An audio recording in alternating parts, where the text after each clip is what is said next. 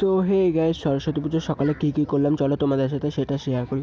ভোর 5টার সময় উঠে পড়েছি, এখন গায়ে হলুদ মেখে স্নান করতে যেতে হবে, তারপরও অঞ্জলি দেবো।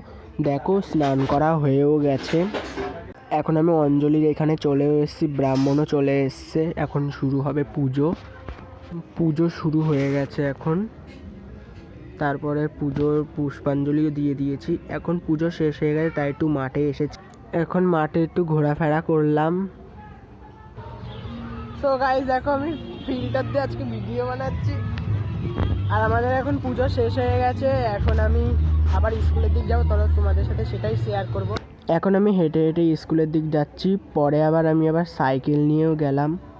চলো তোমরা তাহলে দেখো, এই যে আমাদের স্কুল স্যার ছিল বলে আমি ভেতরে ঢুকতে পারলাম না।